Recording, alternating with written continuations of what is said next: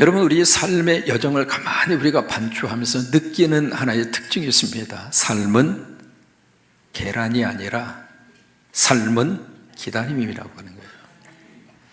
용혜원이라고 하는 시인이 있습니다. 이분은 안수받은 목사님이기도 하고요. 그분의 시 가운데 기다림이라고 하는 시가 있거든요. 이 시가 중학교 국어 교과서에 실린 시입니다. 그 시에서 용혜원 목사님 시에는 그렇게 노래합니다. 우리의 가슴은 일생을 두고 기다림에 설레이는 것. 어렸을 땐 어렸을 때대로, 나이 들어서는 나이 들어서도, 부모님은 부모님대로 사람이 일생을 살아가는 동안에 계속해서 우리의 가슴 속에 뭐가 있는가? 기다림에 대한 설레임이 있다고 하는 거예요. 그래서 기다릴 이유가 있다고 하는 것, 또 하나 기다릴 사람이 있다는 것. 내가 기다릴 만한 이유가 있고요, 또 하나 기다릴 만한 대상이 있다고 하는 것, 그것은 행복한 우리들의 삶의 이야기가 아닌가.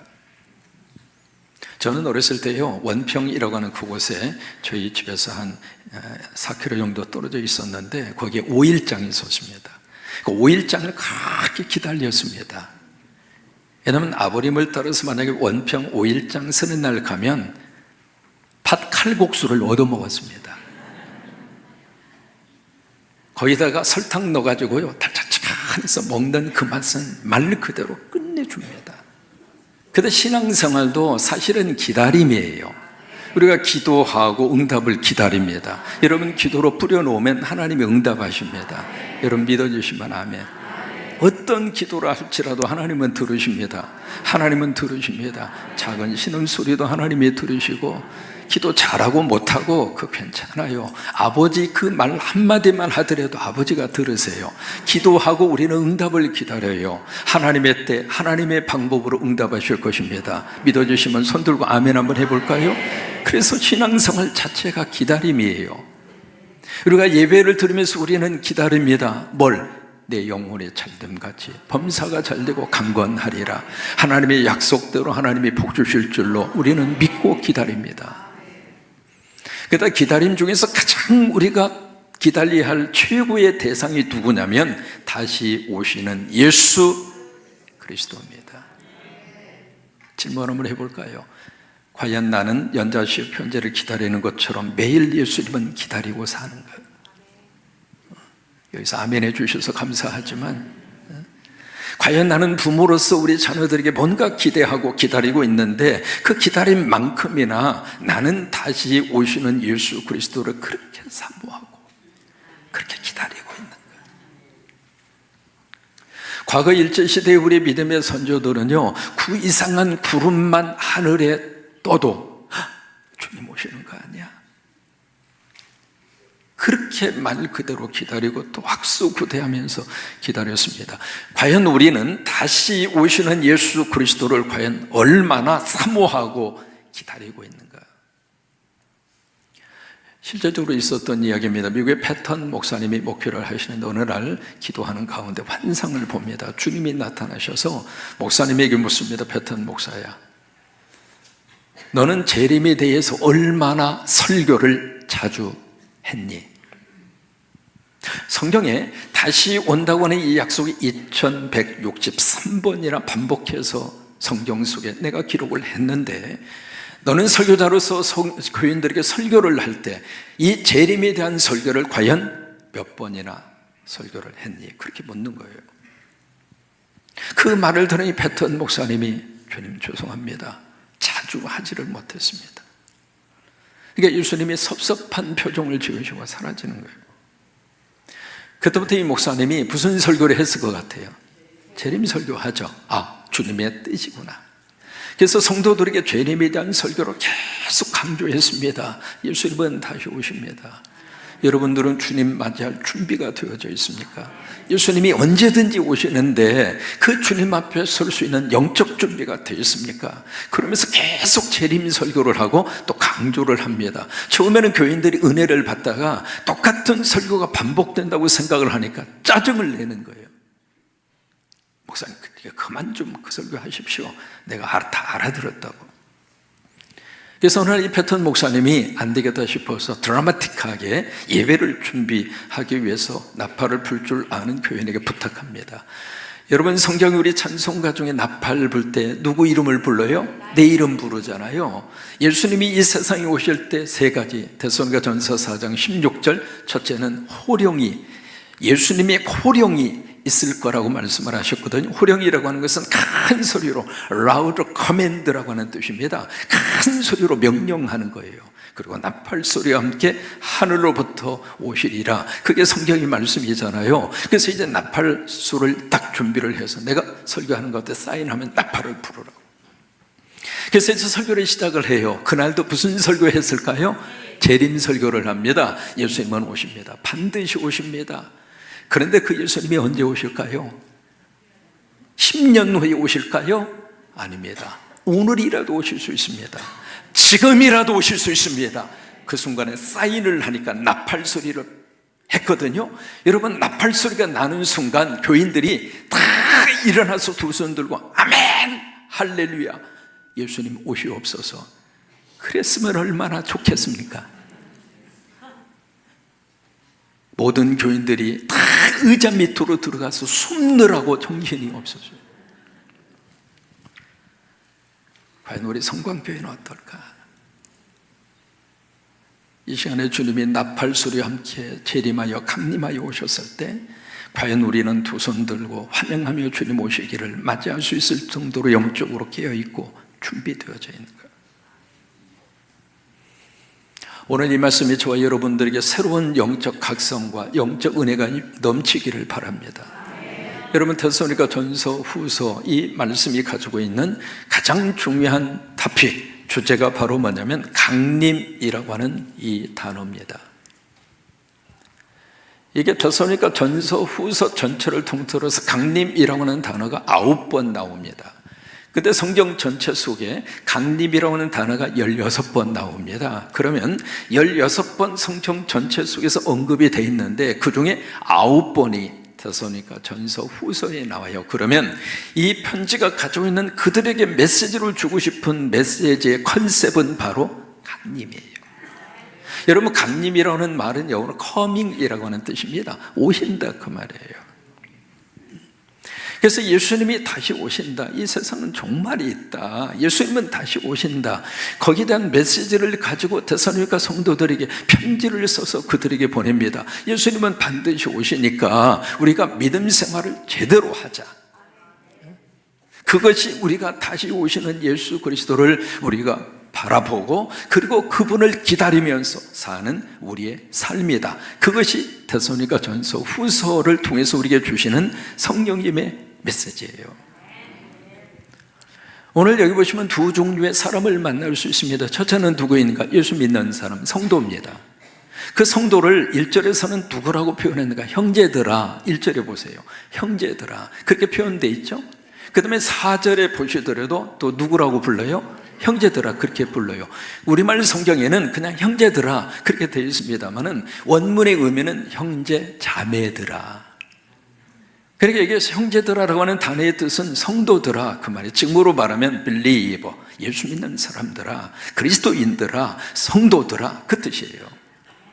그 성도들을 부르면서 하는 말이 내가 너희들에 대해서 이 때와 시기에 대해서 두 가지가 나오거든요. 때라고 하는 말이 나오고요, 그 다음에 시기라고 하는 말이 나옵니다. 시기.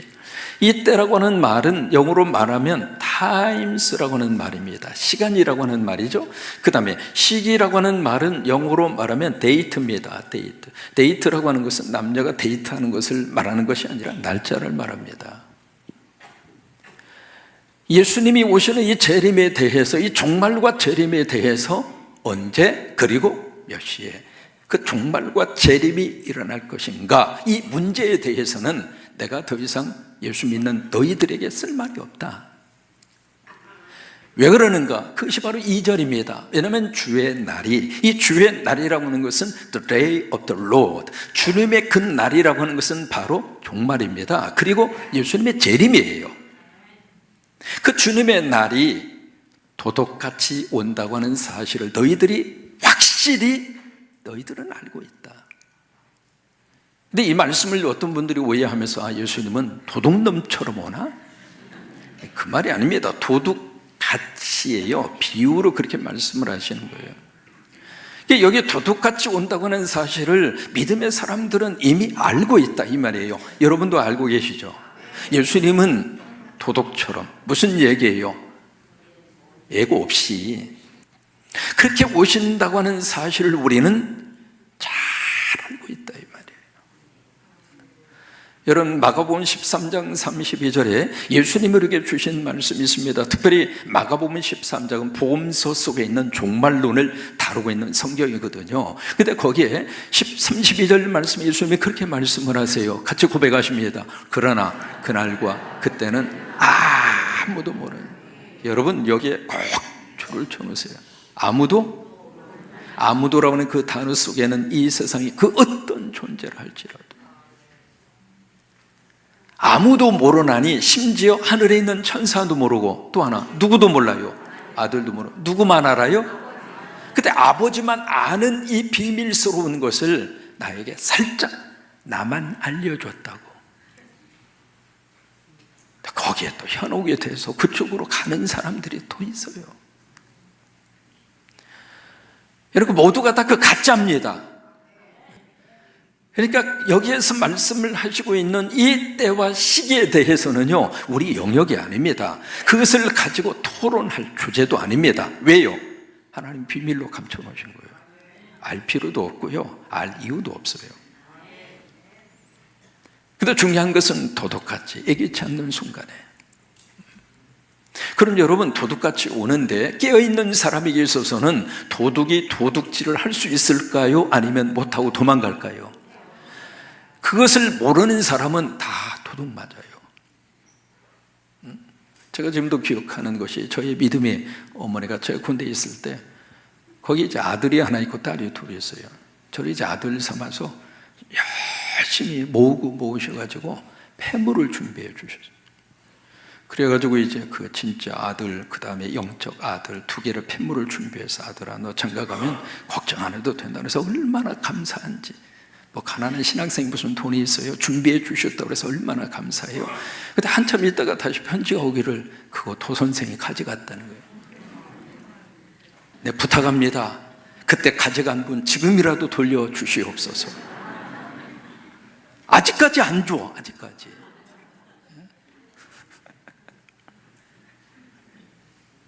이게 도둑놈이 오면 다 뺏기게 되어져 있단 말이에요. 그런데 깨어있는 사람에게 있어서는 도둑놈이 왔다가도 도망가죠. 그 문제를 지금 여기서 다루고 있는 거예요. 우리 믿는 사람들에게 있어서는 예수님이 도둑같이 온다 할지라도 걱정하지 말아라. 왜? 깨어있는 사람은 예수님의 오심을 확인하게 되고, 예수님이 오셨을 때 오히려 더 반갑게, 주님 오셨구나, 나 주님이 오시기를 악수고 되어 있습니다. 주님이 오셔야 이 문제를 해결할 수 있습니다. 주님이 오셔서 이 모든 것을 다 정리하여 주옵소서. 주님 오시기를 확수고되어 있습니다. 그 주님을 환영하고 맞이하잖아요. 근데 두 번째 어떤 부류의 사람이 있는가? 여기에 3절에 보시면은요, 여기 누가 나오느냐면 그들이 나옵니다. 이 그들이 누구냐면 영어로 말하면 피우플입니다. 사람들이에요. 이 사람들이 누구냐? 교회 안으로 들어오지 않은 사람, 다시 말해 세상 사람이죠. 불신자들입니다. 그리스도인들이 아닌 사람들이에요. 그 사람들은 어떤 반응을 보이는가? 편안하다, 안전하다, 아무 일도 일어나지 않는다는 거죠. 종말을 이야기하면 무슨 놈이야 종말, 과거에도 종말 이야기했지, 종말 안 왔잖아. 재림에 대해서 이야기하면 예수님 오긴 뭐와, 세상 잘만 돌아가는 거만. 그러면서 이제 그 예수님의 재림과 종말을 거부하죠. 그것을 부정해요. 그래서 마음속에 아무 일도 일어나지 않아, 그냥 평안하다, 안전하다. 근데 그들한테 이 종말이 어떤 식으로 올 것인가? 임신한 여인에게 해산의 무엇처럼? 고통처럼. 해산의 고통처럼 그들에게 몰려와서 결국 멸망이 어느 날 갑자기 그들에게 닥쳐 오리니 그들이 결코 피하지 못하리라.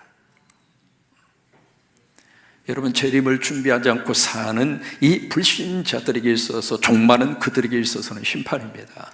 예수님의 재림은 그들에게 있어서 지옥입니다. 피할 수가 없습니다. 여러분, 해산의 고통, 아기를 낳은 분들은 압니다. 벌써 해산하면 머릿속에, 그렇죠? 그 생각이 들잖아요. 얼마나 고통스러우면 뼈 전체가 다 으스러질 정도로.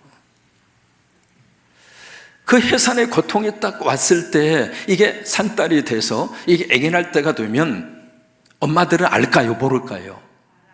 알죠. 정확할 때는 모르지만, 아기가 나오려고 하는구나. 이게요, 때가 돼서 하나님이 아기를 세상으로 보내는 겁니다. 본인이 열심히 노력해서 아이가 출산하도록 그건 돕는 것밖에 안 돼요.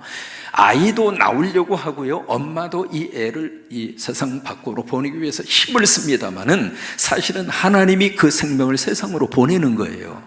보내는데 그 과정 속에서 너무 힘들다 이 말이에요. 근데 이 해산의 고통을 피할 수 있을까요, 없을까요?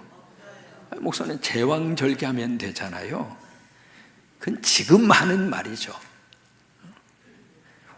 과거에 무슨 제왕절개가 어디가 있습니까? 그러니까 아기를 갖는 순간에 이 아기가 해산과 더불어서 산모로서 해산의 고통을 누구도 피할 수가 없어요. 마찬가지로 이 재림과 예수 그리스도의 그 강림에 대해서 전혀 준비 없이 거기에 대해서 무감각하게 사는 사람들에게 있어서는 임신한 여인의 해산의 고통이 반드시 찾아오는 것처럼 그들에게는 심판이 반드시 올 것이다.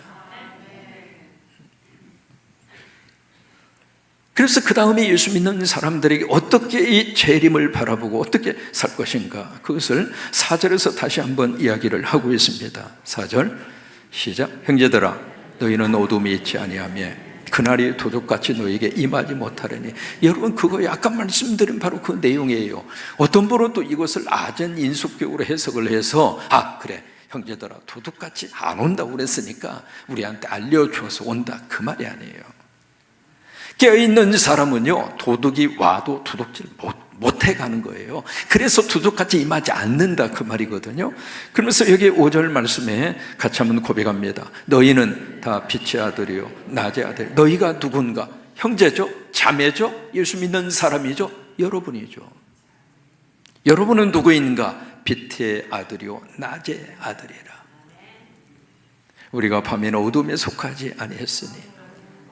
우리는 불신자 그 그룹 속에 절대로 우리는 속할 수가 없습니다. 우리는 세상의 땅을 딛고 살고 있지만은, 세상에서 발을 딛고 살고 있지만 세상에 속한 사람이 아닙니다. 우리는 하나님에게 속한 하나님의 자녀입니다.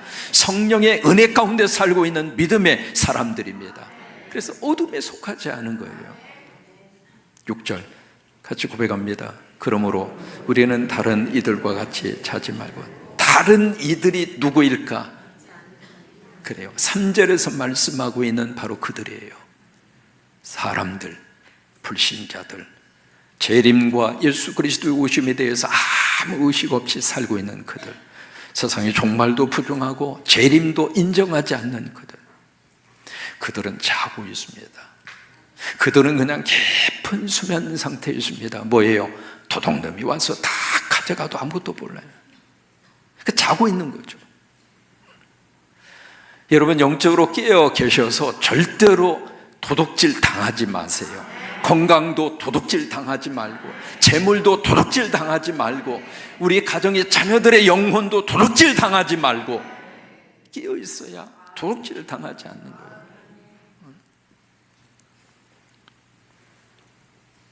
오직 깨어 정신을 차릴지라. 여기에 깨어라, 정신을 차려라, 이게 데살로니가 전서에서 쭉 흐르고 있는 주제의 말씀이거든요. 이 강림과 함께 그들에게 이 말씀을 하시면서 깨어있어라, 깨어있어라. 마가복음 13장 33절 예수님이 이렇게 말씀을 하십니다. 주의하라, 깨어있어라. 그때가 언제인지 알지 못합니다. 모르니까. 정확한 그 날과 시기는 하나님의 영역이기 때문에 우리가 정확하게 모른다. 그러나 해산의 고통이 와서 이 애가 나올 때가 됐다라고 하는 것을 감지하는 것처럼 우리가 이 시대를 사는 동안 지금이 어느 때인가? 지금이 어느 때인가? 로마서 13장 11절의 말씀 표준 세번역으로 소개합니다. 같이 고백합니다. 여러분은 지금이 어느 때인지 압니다. 여러분은 아십니까? 지금이 어느 때인지를. 역사적으로 세계사적으로 흘러가고 있는 이 현상을 보면서 지금이 어느 때를 우리가 살고 있는지를 여러분은 압니다. 기도하는 사람은 압니다. 성경을 읽은 사람은 압니다. 믿음 있는 사람은 압니다. 잠에서 깨어나야 할 때가 벌써 되었습니다. 지금은 우리가 처음 믿을 때보다 우리의 구원이 더 가까워졌습니다. 우리가 그것을 인식하고 매일매일 저와 여러분이 종말론적 삶을 살자 이 말이에요. 여러분, 종말을요 먼 미래 남의 이야기처럼 생각하는데 그거 아니에요. 이어령 씨가 그런 이야기했습니다. 젊은 사람은 늙어가고 늙은 사람은 죽는다. 매일매일이 사실은 우리 삶의 종말이에요.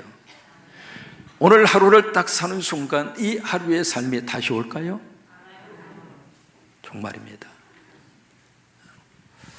예수 잘 믿은 여자 집사님이 몸이 좀 거부룩해서 병원에 가서 진단을 받아보니까 위암 4기 6개월 시한부 판정을 받았어요. 그 판정을 딱 받는 순간 사람은 믿음이 있든 없든 그 감정은 다 똑같아요. 속에서 막 분노가 일어나고 원망이 막 일어나고. 하나님 이룰 수 있습니까? 남편도 원망스럽고 자식도 다 보기 싫고 원망스러운 거예요. 누구나 다 그런 감정의 굴곡을 겪어요. 그래서 이제 한참 그 시기가 지난 다음에 현실을 현실로 인정하고 받아들여요. 수용해요. 그러면서 이 집사님이 남아있는 6개월 내가 어떻게 살까? 그러다가 그래, 정리하면서 살아가자. 내가 죽은 다음에 돈 떼어먹었다고 하는 말은 내가 듣기 싫다. 그래서 이제 그 사람들 찾아가서 부채관계에 있는 사람, 돈 문제에 얽혀져 있는 사람들 문제를 하나씩 둘씩 해결해요. 인간관계 속에서 여러 가지 많은 관계, 얽혀진 관계 속에서 행여라도 마음속에 뭔가 이렇게 깨름직한 거 그거 해소하자. 그래서 연락도 하고 만나기도 하고. 여러분, 그 상황에서 다 풀어질까요? 안 풀어질까요? 사람이 죽음 앞에서는 이 땅에 있는 것은 다 해결돼요. 죽음 앞에서는 아무것도 아니에요. 그래서 마지막에 이 얼마 안 되는 이 재산, 내가 죽은 다음에 자식들끼리 싸우는 꼴 내가 보기 싫다 해서 유산 정리도 하고. 그렇게 정신없이 살다가 보니까 6개월이 지나가 버렸어요. 근데 안 죽었어. 6개월 시한부 인생을 받았는데. 그래서 이상하다 싶어가지고 다른 병원에 가서 진찰을 받아보니까 전에 병원에서 오진을 한 거예요.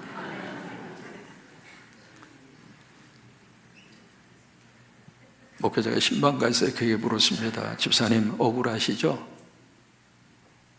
어떻게 무슨 놈의 병원이 다른 것도 아니고 사람을 가지고 이렇게까지 6개월 동안 그렇게 아프고 힘들고 고통스럽게 억울하시죠? 뭐라고 답변한 줄 알아요? 목사님, 억울한 측면도 있지만 제가 지난 6개월 동안 내 인생에 있어서 나 그렇게 진지하게 살아본 적이 없습니다. 하루하루가 나에게 있어서는 너무 소중했고요. 하늘을 보아도 들녘을 보아도 내가 만난 사람들이 이렇게 소중한 줄을 나는 지금까지 전혀 모르고 살았어요. 지난 6개월 동안 나는 너무너무 알차게 살았어요. 남은 인생 앞으로 그렇게 살고 싶어요. 종말론적 삶입니다. 그래요. 주님은 분명히 다시 오십니다. 아멘. 주 예수여 오시옵소서. 이 대림절에 우리는 그 주님을 기다립니다. 기다리는데 막연하게 기다리는 것이 아니라 영적으로 준비하셔서 언제 주님 오셔도 두 손 들고 아멘 주 예수여 오시옵소서 환영할 수 있을 정도로 영적으로 깨어있는 신앙생활을 하시기를 바라고, 정신 세상에 뺏기지 마시고 정신 차리시고 영적으로 깨어서 그렇게 하루하루 승리하시기를 주의 이름으로 축원합니다.